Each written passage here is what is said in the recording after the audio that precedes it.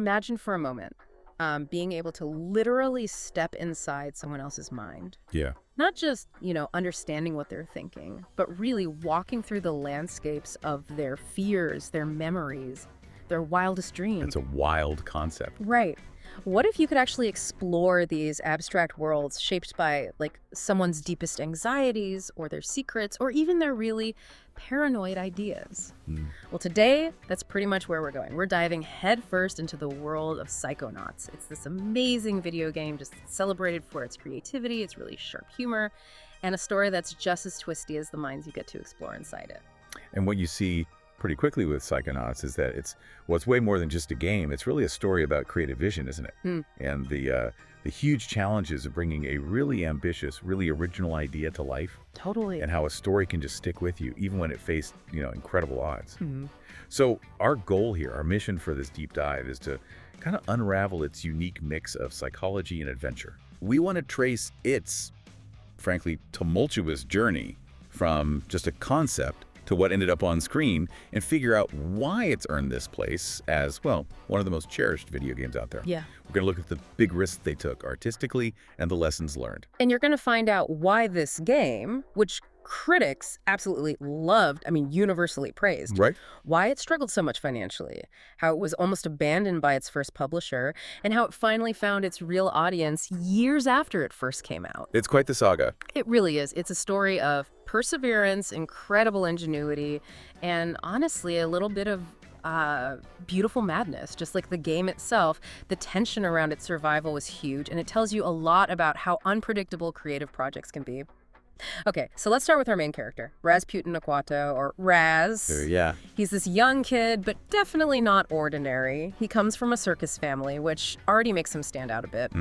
Sets the stage. But the big twist, he's got these powerful psychic abilities. Now, his dad, Augustus, really wants him to stick with the family acrobatics thing. Right. Family business. But Raz, he has much bigger plans. He actually runs away from the circus, his goal, to sneak into this very, very special summer camp. Whispering Rock. Exactly. It's not your typical campfires and canoes place. It's actually a secret training ground for psychics. And Raz dreams of becoming a psychonaut. A psychic sky, basically. Someone who can literally go into people's minds. Which immediately makes you curious, right? This kid running away to join psychics' secret agents. But it's not easy from the get-go, even besides his dad being unhappy. No, there's more to it. Yeah, his family has this, ancient curse. It makes him super vulnerable to water. Which is, a bit inconvenient. A bit. It shows up as this terrifying watery hand thing called the Hand of Galocchio, always trying to pull him under if he gets near deep water. It adds this layer of constant danger, Every puddle is suddenly risky. And to really get Raz's journey, you have to understand the place itself. The environment in Psychonauts is basically a character too. Right. It's what allows for psychic development, but it also creates the dangers Raz faces. So this camp, Whispering Rock Psychic Summer Camp, that's just a cover. The disguise. Totally. It's actually a remote U.S. government training facility. Whoa. Its whole history is tied into the game's core idea. Centuries ago, a meteor hit the area. Okay. But not just any meteor. It was made of this fictional psychoactive mineral called Titanium. Titanium. And this strike didn't just make a crater. The Titanium itself either gave psychic powers to things in the area or, seriously amplified existing ones. Whoa. Yeah, it had this huge effect on the local wildlife. You ended up with these unique creatures like bears with telekinetic claws. Seriously? Oh, yeah. Okay. Cougars that can start fires with their minds and pyrokinesis. Wow. Rats that emit confusion gas. That sounds chaotic. It is.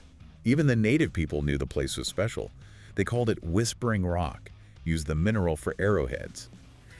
It hints at this deep kind of mystical history. What's really interesting, though, is how this old geological event shaped the human history there, too. How so? Well, when the first settlers showed up, the titanium in the ground, its psychoactive properties, slowly started driving them mad. Oh, wow. Yeah, it got so bad they had to build an asylum, Thorny Towers, home of the disturbed, just to house everyone who was losing it. Thorny Towers.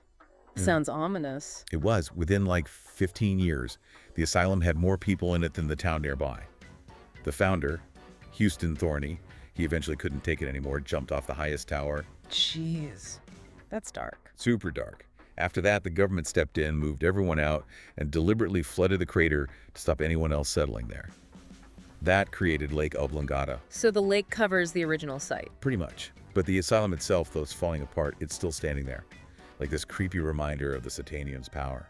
Okay, so the government floods it, but then... Then they realize this unique place, soaked in psychic energy, and with this dark past, is actually the perfect spot to train Psychonauts. Ah, strategic. Exactly. Set up camp, make it look innocent, and you've got the ideal training ground. So the setting itself, it's full of potential, but also inherent danger. It really builds up the tension and intrigue before Raz even gets properly started. And then you have the characters Raz meets there. They're not just side characters, they're crucial. Their minds are literally the levels you end up exploring. Absolutely. The cast is fantastic. Yeah. So eclectic. You start with the Psychonaut mentors running the camp. There's Sasha 9. He's cool, calculating, very precise, almost like a scientist. Very analytical. Then you've got Mila Vodello, who's the complete opposite. Super fun-loving, vibrant, just radiates this positive energy. That contrast is great. Creates this interesting dynamic right away. Yeah. Then there's Coach Morso Oleander. He's the strict one, very regimental military style. The taskmaster. Definitely. And finally, Ford Cruller. He's this older guy, kind of looks like Mark Twain. Yeah, I see that. And he used to be the greatest Psychonaut leader ever. But a psychic duel completely shattered his mind. He's got dissociative identity disorder now. His personality splits. Whoa. So he's unstable. Very. He can only really hold himself together, be his true self, when he's near a big chunk of Titanium, which adds this whole other layer of weirdness and, frankly, raises the stakes for him personally. His sanity is literally tied to the location. Then you have Raz's fellow campers, also gifted kids. There's Lily Zanotto. She's sharp, independent, and turns out she's the daughter of the grand head of the Psychonauts. Oh, interesting connection there, high up. Yeah, and she becomes a bit of a love interest for Raz. Her link to the top brass hints that there are bigger things going on organizationally. Right, foreshadowing. And then there's Dogen Bull. He's the grandson of one of the founders, and he can talk to animals, but it's unstable. How so? Apparently his powers might accidentally make people's heads explode. Oh, okay, yeah, that's a little... So he wears this tinfoil hat all the time to stop it, which immediately makes you wonder about his powers and the risks involved. The tinfoil hat. Classic. Totally. And finally, the game introduces these really memorable inmates from the asylum, Thorny Towers. They become central later on. There's Dr. Caligosta Luboto, an ex-dentist who just seems sinister. You don't know his deal at first. Creates some mystery. Yeah. Yeah. Then Boyd Cooper, a former security guard obsessed with conspiracies, he keeps talking about someone called the Milkman. Ah, the Milkman. We'll get back to him. Definitely. Fred Bonaparte, he's an orderly whose mind is being sort of taken over by Napoleon Bonaparte, his ancestor. Wow, okay. That's specific. Right. Gloria Van Goten, a former actress driven mad by tragedy. Right. Edgar Tegli, a painter with a broken heart. And then there's Linda. Linda, the giant mutated lungfish, who actually becomes a key ally later. a lungfish. Okay, I'm intrigued. See, this whole cast isn't just background noise. Each one's unique psychology is literally a door to a new mind-bending level. It really makes you curious about the bizarre places you're going to end up exploring inside their heads. So how does the game actually make you feel that growth? How does Raz evolve to meet these totally bizarre challenges? Well, at its heart, Psychonauts is a platformer, a 3D platformer, third-person view, but it's got strong adventure game elements mixed in. Right. You start off and Raz can do the basics. Run, jump. Exactly. Yeah. Standard platforming stuff. Yeah. But as the story unfolds, as he gets deeper into Whispering Rock, he starts gaining all these incredible psychic powers. Like what? We're talking telekinesis, moving stuff with his mind, levitation floating, basically, crossing big gaps, invisibility for stealth, pyrokinesis, setting things on fire. Okay, that's a cool toolkit. It really is. And these aren't just fun tricks, they're essential. You need them to explore the camp, get around, and deal with the enemies you run into. How do you get them? Just story progression. Some come from story missions, yeah. Others you get by raising your PSI rank, which is like your psychic level. You do that by finding collectibles. Collectibles? Like what? Arrowheads, mostly, hidden all over the camp. You can use those to buy powers and upgrades, too. Ah, so there's a bit of an economy and upgrades. Yep, powers can be improved. Your fire blast can do more damage. Your invisibility can last longer. You get these upgrades by gaining more PSI ranks. So there's constant progression. Definitely. And the game's flexible. You can map 3 powers to your controller or keyboard for quick use. But you still have access to all of them. Yeah, through a selection screen. So you're always evolving, always getting new tools, always adapting. Keeps the gameplay really fresh and ramps up what Raz can do, which keeps you engaged. And it makes you think, doesn't it? How often do games really manage to weave complex psychological ideas right into the gameplay mechanics themselves? Not often enough, probably. Psychonauts does it brilliantly. It basically turns therapy into this thrilling adventure. The game runs on these two levels. You've got the real world of the camp and its surroundings. Right, the physical space. And then you have all these vibrant mental worlds inside the minds of the characters Raz meets. That's the signature feature, isn't it? Absolutely. And they are extraordinary. Each mind world looks completely different. Wildly different art styles, level designs, all meticulously crafted to reflect the specific psychology of the person whose head you're in. So every mind is a totally unique experience. Totally. Visually, narratively, gameplay-wise, it keeps you constantly curious. What's the next crazy internal landscape going to look like? And the whole point of going into these minds, it's tied to the story. Raz isn't just jumping around. He's actively helping these characters deal with their issues. Like overcoming fears. And we're facing past traumas. Exactly. And by doing that, by helping them, the main plot moves forward. But it's not easy. Inside these minds, you face challenges. Sensors, like thought police. Kind of. They're these creatures that represent the mind's resistance to being explored. They attack Raz, adding this constant layer of tension. Okay, so there's pushback. Definitely. And even the collectibles are part of the narrative. You find figments of imagination. Idments. Little colorful outlines. Collecting them boosts Raz's PSI rank, literally making him mentally stronger. Then there's emotional baggage. Oh, literally. Literally, little suitcases crying, you find the matching tag, reunite them, and it's like you're helping the character unpack their emotional burdens. That's clever. It really is. And memory vaults. These unlock little slideshows like old film reels. They give you crucial backstory, help you understand the character you're helping on a deeper level, often quite poignant stuff. Wow, so even collecting things tells a story. Exactly.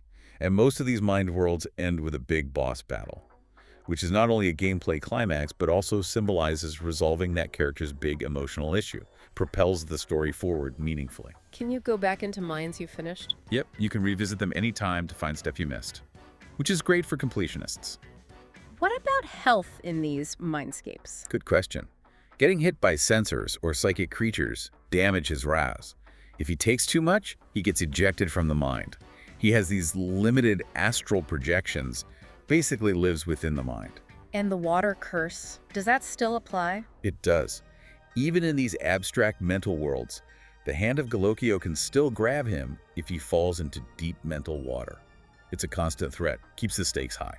Okay, give us an example. Paint a picture of one of these iconic levels. Right, let's talk about the Milkman Conspiracy. It's probably one of the most famous levels. The one inside Boyd Cooper's head. The conspiracy nut. That's the one. You step inside his mind, and suddenly you're navigating this twisted 1950s suburban neighborhood. Twisted how? Houses are stacked crazily on top of each other. The streets are this impossible maze reflecting his paranoia.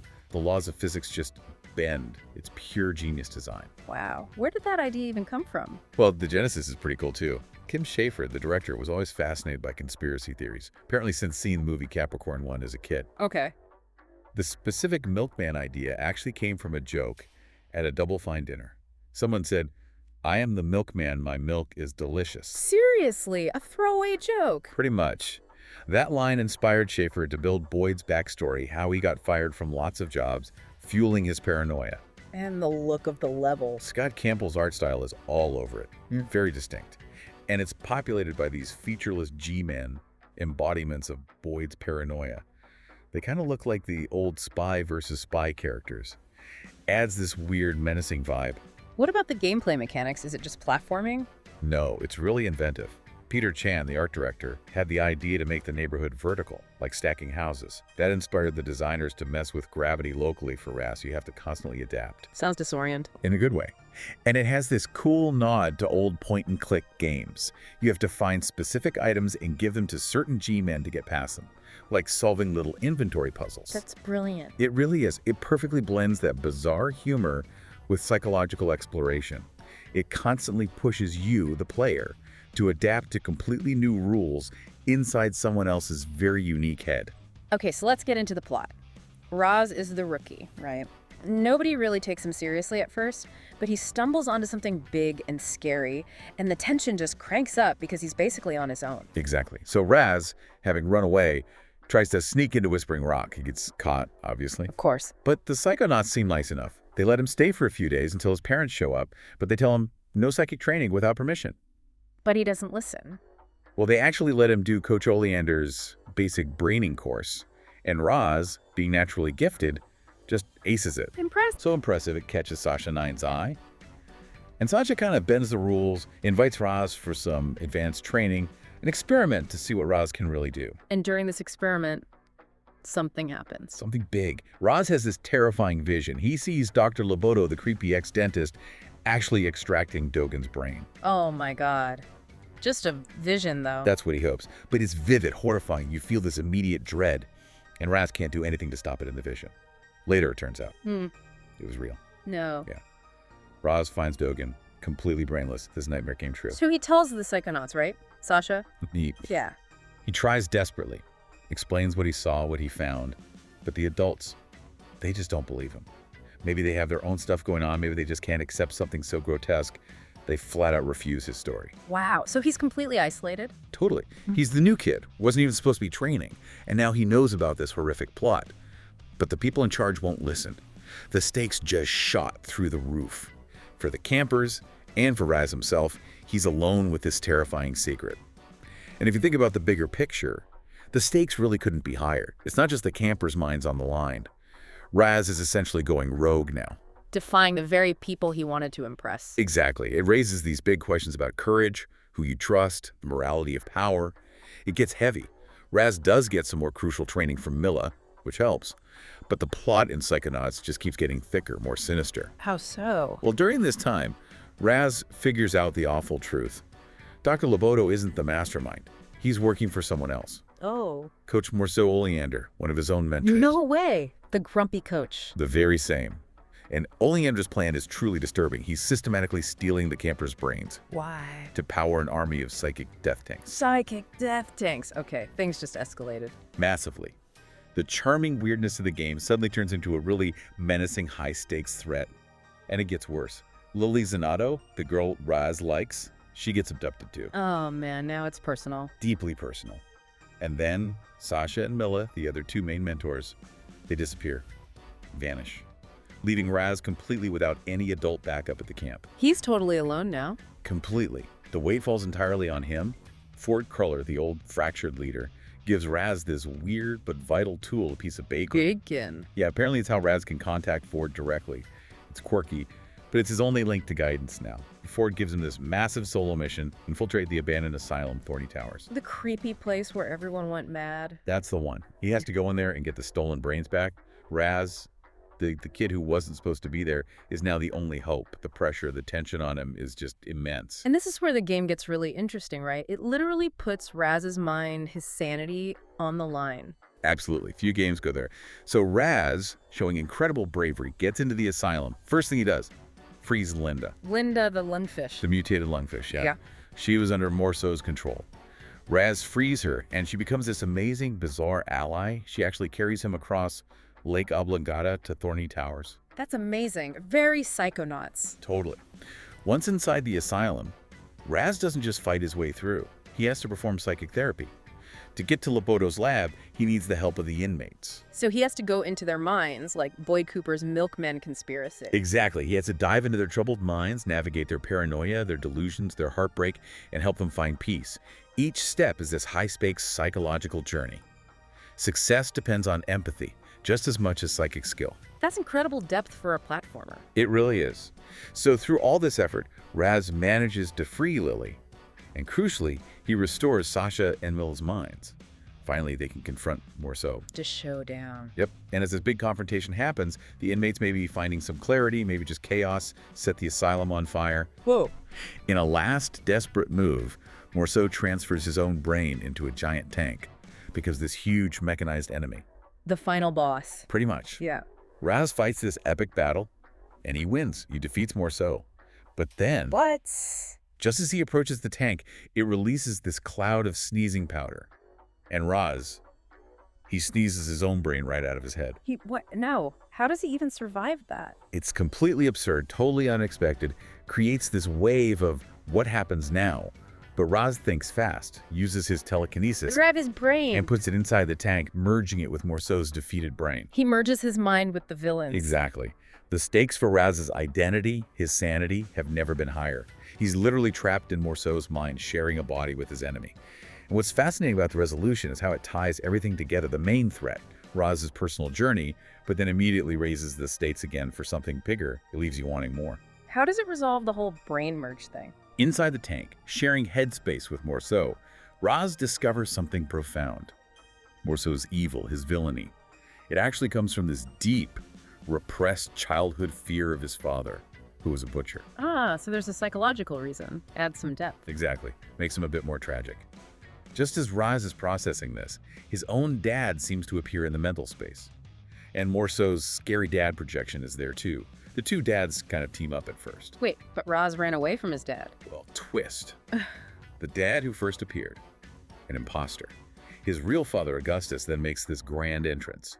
Turns out Augustus has his own psychic powers. The circus acrobat dad is psychic too. Yep. He uses his abilities to help untangle Raz's mind from Morceau's, confronting their own family issues in the process. It's a huge moment. Resolves the crisis, but also adds all this depth to Raz's family and his own potential. So after all that, back at the camp closing ceremony, Ford Cruller officially welcomes Raz into the Psychonauts. Gives him a uniform. It's this huge validation after everything he went through. He did. Raz is ready to leave with his actual dad. But then one last twist. Oh, come on. Word arrives. Truman Zanotto, Lily's father, the grand head of the Psychonauts. He's been captured. No. So it's not over. Got even close. It ends on this massive cliffhanger. Raz and the Psychonauts immediately take off on this new, urgent mission. It wraps up the immediate story, but instantly opens up a much bigger conflict, hints at a wider conspiracy. It leaves you hanging, but in the best way possible. Okay, let's shift gears a bit and talk about the creators. Tim Schafer, right? He just left LucasArts. Yeah, Double Fine Productions. Psychonauts was their very first game. Schafer had made a name for himself with point-and-click adventures at LucasArts. Like Grim Fandango. Amazing game. Absolutely. But LucasArts decided to get out of that genre, so Schafer started Double Fine, brought over some key people from the Grim team. A strong core. But he didn't just want to make another adventure game. No, he was really looking at what was happening on consoles. 3D games were exploding. He mentioned specifically Super Mario 64. A game changer. Totally. Showed him the potential of direct character control in 3D. Then games like Final Fantasy VII and Zelda. Yep. Ocarina of Time showed him how you could blend rich stories and puzzles with these big immersive 3D worlds. So he saw a new path forward. Exactly. He basically said that's when he realized he didn't want to make point and clicks anymore. He wanted to make a character-driven console game. Something immediate, more action, but still with tons of narrative. Which is pretty much Psychonauts, right? Yeah. Story-heavy platforming. That's the formula. It was a deliberate move to blend Double Fine's strength in writing and characters with the action feel of a 3D platformer. Pretty radical combination for the time, really. Makes you curious how they pulled it off. And you know, it's funny how often the best ideas come from weird places, right? Like misunderstandings or things you threw away earlier. Yeah. How did that happen with Psychonauts? Well, the core idea actually traces back to Full Throttle, another game Schafer worked on at LucasArts. Okay. He had this idea for a sequence where the main character, Ben, would have this peyote trip, explore his own mind, psychedelically. Sounds cool, but maybe a bit much for the time. Exactly. It got cut, deemed not family-friendly enough. Yeah. But Schafer stayed fascinated with the subconscious, the idea you could understand your mind through dreams, not just conscious thought. So the seed was planted. Right. Years later, near the end of his time at LucasArts, he pitched a new concept. A spy game. Had martial arts, meditation, and the main character would solve puzzles by going on vision quests inside their own mind. Okay, interesting. Introspective. Yeah, but then, the key moment. A coworker misunderstood the pitch. They thought Schafer meant the player would go into other people's minds. The light bulb moment. Total light bulb moment. Schafer heard that and instantly realized, wait, I like that idea better. That misinterpretation was the spark. It transformed the whole concept into the game's central mechanic, exploring other people's psyches. Fundamentally changed everything. That's amazing. Serendipity. Totally. Pure creative serendipity. And the influences didn't stop there, did they? Feels like Psychonauts pulls from all over the place. Oh, absolutely. The range is incredible. Film, books, art. The 1984 movie Dreamscape was a big one, characters entering dreams. It even directly influenced how Raz's dad looks distorted and scarier in Raz's own dream sequences. Okay, makes sense. And Haruki Murakami's novel Hard-Boiled Wonderland and the End of the World. That inspired the idea of visiting these dreamlike constructs inside someone's head. What about Raz himself? He feels very determined for a kid. Yeah, Schafer looked at Jetline movies like The New Legend of Sheldon and My Father's a Hero, both of these unusually mature, driven kid protagonists. That fed into Raz's character. Even The Fly too, seriously. Yep. The idea of psychic kids in a research facility in that movie kind of morphed into the psychic summer camp setting for Psychonauts. Turned horror into something playful. And the art style is so unique. Huge influences there. The Nightmare Before Christmas was big, especially for the look at the Black Velvetopia level and just the overall craft. They even initially wanted to do the whole game in stop motion. Wow, that would have been ambitious. Insanely ambitious. Artist Joe Soren's work heavily influenced. The character designs, those unconventional proportions, the colors, gives them that distinct look. What about gameplay influences? Skies of Arcadia inspired the hidden arrowheads, how the controller vibrates when you're near one. And the look of the figments, those imagination collectibles. Inspired by the game, the suffering and abstract artists like Basquiat and Paul Klee. Even Raz's name has a story, right? It does. Rez was the nickname of one of the animators, Razmig Mavlian, and Rasputin was suggested by the associate producer Camilla Fossen, put them together, Rasputin. Memorable and trademarkable. It's incredible how they blended all these disparate things, martial arts flicks, abstract art, weird jokes, into something so coherent and original. It really is. The synergy is amazing. And you know, it begs the question, how much does really natural sounding dialogue add to making a game world feel real? Especially one with so many characters talking all the time. A lot, I'd imagine. Bad dialogue can really pull you out. Exactly. Yeah. And Double Fine's approach here was genuinely ahead of its time. Most of the script was written by Schafer himself, but he collaborated with Eric Wolpaw. From Old Man Murray, the website. That's him. Great writer. And to really nail the characters, Schafer did this cool exercise. He made these detailed, like, Friendster profiles for every character. Like fake social media profiles. Yeah. Describing how they saw themselves and, crucially, how they saw each other. Schafer was apparently a big Friendster fan, even met his wife there, so it was a method that worked for him. That's brilliant. Helps solidify everything. Totally. Not just for him before writing tons of dialogue, but it helped the whole team get on the same page about who these characters were. And the dialogue itself, it doesn't feel repetitive. That was the other innovation. To avoid characters just repeating the same lines over and over, especially outside cutscenes, Schafer designed this dynamic system. How did it work? The game would randomly stitch together dozens of different spoken lines for a character, even throwing in little vocal pauses, coughs, stuff like that. Procedural dialogue, basically. Pretty much. Yeah. Made conversations feel way more organic, varied, less like listening to an audio textbook. Really groundbreaking for the time. And the voice acting, especially for Raz, is fantastic. Crucial. Richard Horvitz, who voiced Zim in Invader Zim, he was perfect. Oh yeah, iconic voice. They actually tried using real kids first, inspired by Peanuts cartoons, but apparently the lack of professional acting experience was a problem.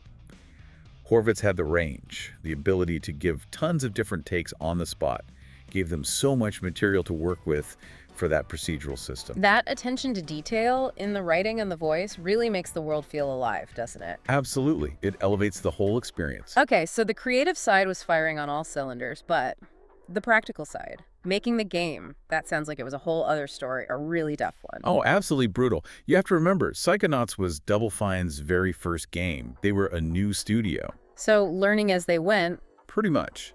Lots of talent, but maybe not as much experience managing big projects, dealing with setbacks. Development started back in 2001, right during the dot-com boom. Meaning office space was crazy expensive. Astronomical, especially in San Francisco. They started in this cheap warehouse, saved money, but by 2003 they realized the area wasn't safe, wasn't great for morale or productivity. Not ideal for making a complex game. Not at all. Then the bubble burst, thankfully for them, and they could afford better space. But moving offices, even to a better place, still caused delays. And Tim Schafer was juggling everything. Yeah, he was trying to run the business side and lead the game's development. An impossible amount of work for one person, even with some delegation. Sounds stressful. Immensely. That's why hiring Caroline as Murdoch as executive producer in 2004 was so important. She took over production management, let Schafer focus more on the creative side. A necessary move. definitely. But those early struggles, the financial pressures, the logistical headaches, they set this tone of tension right from the start. The whole project felt kind of precarious before it even got going properly. And what really stands out is how tough it is for a new studio to find its rhythm. The internal friction at Double Fine was almost as big a challenge as any external pressure. It really shows how vital leadership and clear processes are. What kind of internal friction? Well, initially, they had this idea, let everyone have lots of artistic freedom. Sounds great, right? In theory, yeah. In practice, it caused a lot of strife, especially with level design. The first plan was, level designers make the basic layout, the paths, the events. Then artists come in and build the world visually on top of that framework. Seems logical. But then they decided artists should actually build the level geometry too. And the level designers weren't happy about that. There were conflicts over tools, and Schafer was too busy to really oversee it all effectively. So levels weren't getting made properly. They weren't meeting the quality standards. It led to this really drastic decision in 2003. What happened? They had to let go all but one of the level design team. Wow, that's rough. Really rough. They then merged level design and art into one world-building team led by Eric Robson, the one designer who stayed and eventually became lead designer. As Murdoch said, it was disruptive, but ultimately the right call. It's a tough lesson, isn't it? Too much unstructured freedom can actually create more pressure, more conflict. Okay, now here's the part that sounds really dramatic. Microsoft, they were the original publisher, Yay. right? But then they pulled out. Yeah, imagine pouring years of your life into something and then your main backer just walks away. The stakes became existential for Double Fine. How did Microsoft get involved initially? They signed on early, wanted it as an Xbox exclusive. Tim Schafer felt Ed Fries at Microsoft really got it, that he wanted to back games that pushed boundaries, treated games as art. Sounds like a good fit then. What went wrong? According to Caroline S. Murdoch, Microsoft's development milestones were often unclear or really hard to hit, which caused delays. She also admitted Double Fine maybe didn't have a crystal clear vision of the final product early on, making scheduling tough for everyone. So management issues on both sides, maybe? Seems like it. But there were also big creative clashes. Microsoft got feedback from playtesting, wanted more tutorial stuff baked in. Which Schafer resisted. Strongly. He felt it undermined the discovery aspect of the adventure platformer they were making. Microsoft also suggested big changes made the humor less central, ditched the summer camp theme, changed the story significantly. Basically changed the entire identity of the game. Pretty much. Double Fine pushed back hard. Then the real blow. Ed Fries, their champion at Microsoft, left the company in January 2004. Uh-oh. Yeah. Shortly after that, Microsoft pulled the plug on Psychonauts. Why? Just because Fries left. As Murdoch said, Microsoft management saw them as expensive and late, which he admitted had some truth, though they felt they were making progress. Schafer also added that Microsoft was shifting focus to the next Xbox, the 360, and wasn't funding games releasing after 2004 anyway. Psychonauts was aiming for early 2005. So a mix of factors, but the result was devastating. Completely. Double Fine was suddenly in limbo, game half finished, no publisher. The creative dream turned into a financial nightmare. The tension must have been unbelievable. And it really makes you ask, what's the real cost of sticking to your artistic guns? Of persevering in an industry driven by money? The story of Psychonauts' development is just this powerful lesson in pure resilience. How did they even keep going after Microsoft pulled out? Desperation and smart management. Schafer and his Murdoch started frantically looking for a new publisher, while carefully using every penny of their internal funds to keep the lights on. Must have been incredibly stressful. Had to be. But they got this crucial lifeline from Will Wright. The SimCity guy. Seriously. Yeah. He'd recently sold Maxis to EA, so he couldn't directly invest because of his deal, but he gave Double Fine a significant interest-free loan. Kept them going for months. He's actually credited in the game for his help. That's amazing. A real act of faith. Truly.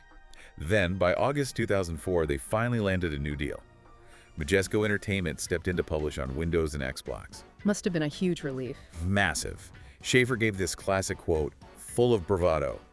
Together, we are going to make what could conservatively be called the greatest game of all time ever, and I think that's awesome. I love it. But the struggles weren't over. Not by a long shot.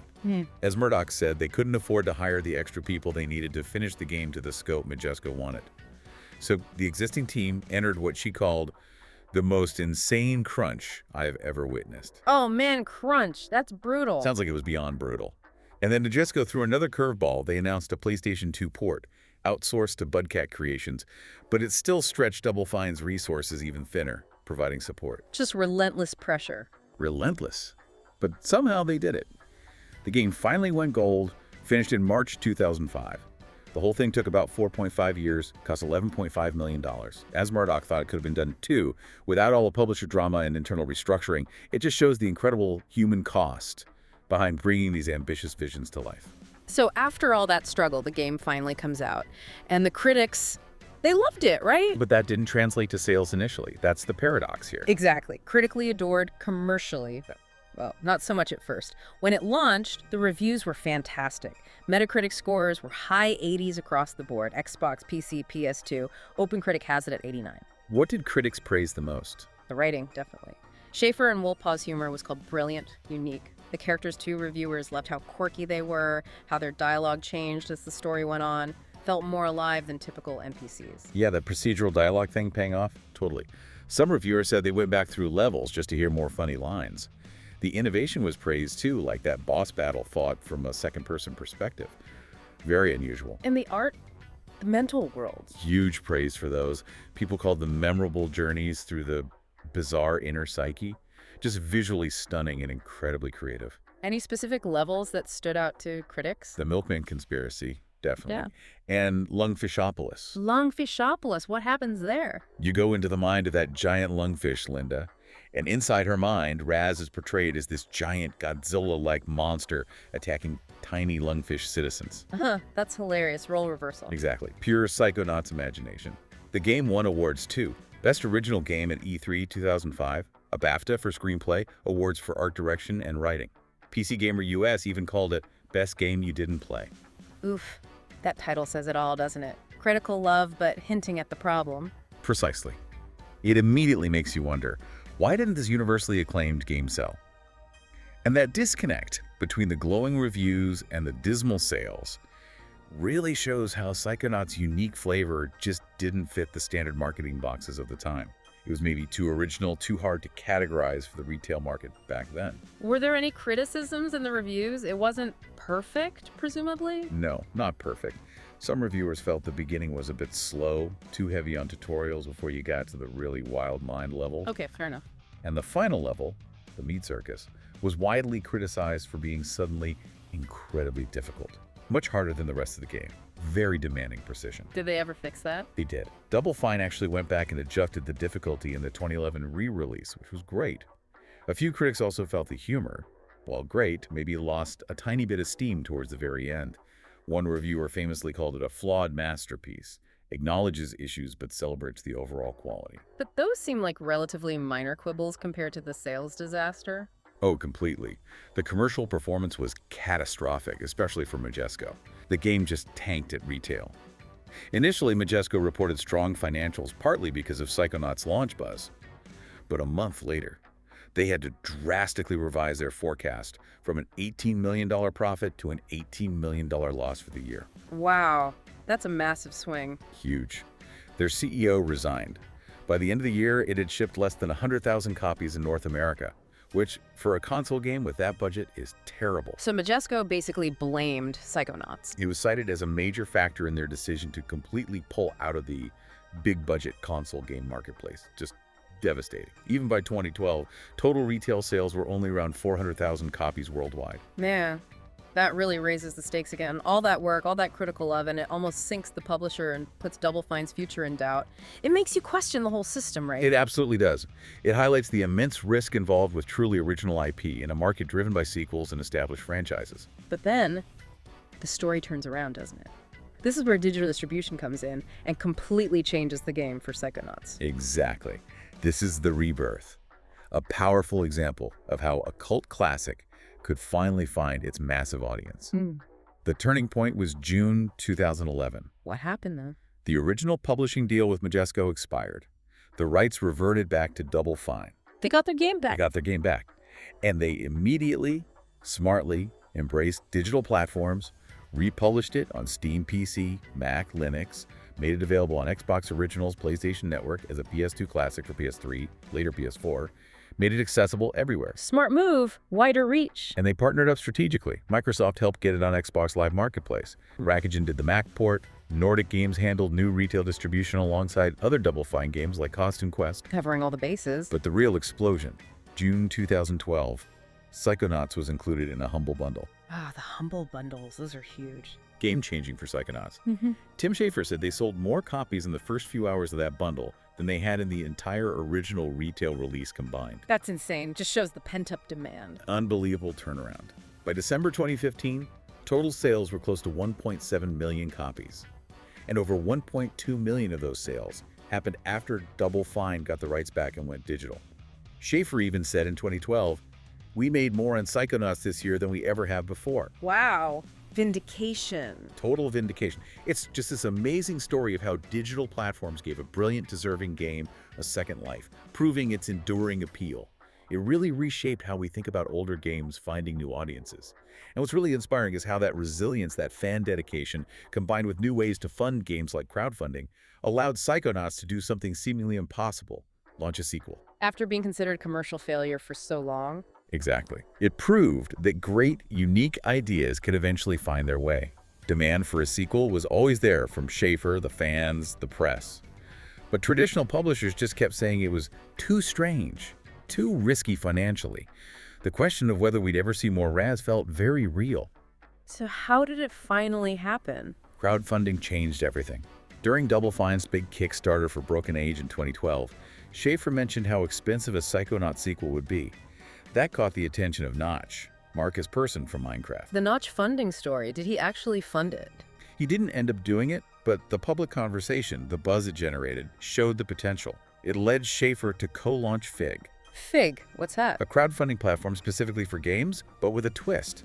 It allowed actual accredited investors to put money into campaigns and potentially get a return. Interesting model. Very. And then, at the Game Awards in December 2015, the moment fans had dreamed of. Double Fine announced Psychonauts 2. They launched a Fig campaign aiming for $3.3 million. Did they make it? They smashed it, fully funded by January 2016. Just showed how passionate the fan base still was. Psychonauts 2 finally came out August 25, 2021. And lots of the original team came back. Yeah, key talent returned: Richard Horvitz as Raz, Nikki Rapp as Lily, Eric Woolpaw writing, Peter Chan and Scott Campbell on art, Peter McConnell doing the music.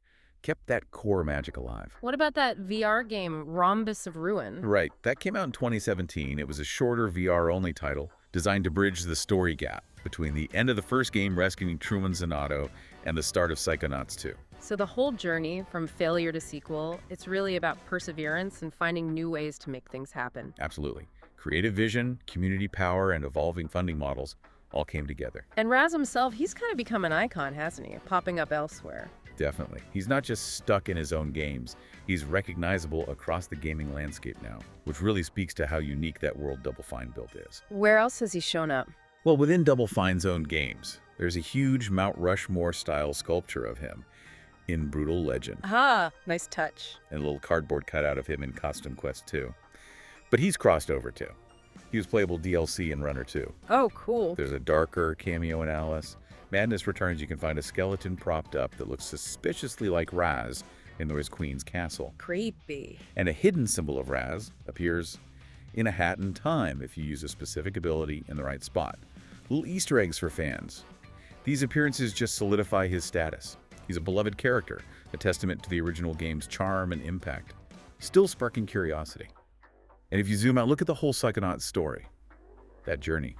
From this wild idea born from a misunderstanding, through all the development hell, the commercial failure, then the rebirth and the sequel, it offers this really profound insight, doesn't it? Yeah, what's the big takeaway? It tells us that true originality, a distinct artistic vision, even if it's hard to market or seems too weird for its time, it can find its audience. Yeah. It can secure its legacy. It really champions the idea that exploring the strange, the unconventional, that's where you find the most meaningful stuff, both in games and, in life. It's about perseverance against the odds. So the next time you find something creative that feels like it's pushing boundaries, maybe seems too strange for the mainstream, think about Psychonauts. Exactly. What other hidden gems might be out there just waiting for their moment, waiting for the right platform, the right audience to finally get discovered and celebrated? Makes you wonder. And what does that tell us about the power of imagination, both in the games we play and in ourselves? The power to overcome obstacles and really leave a mark.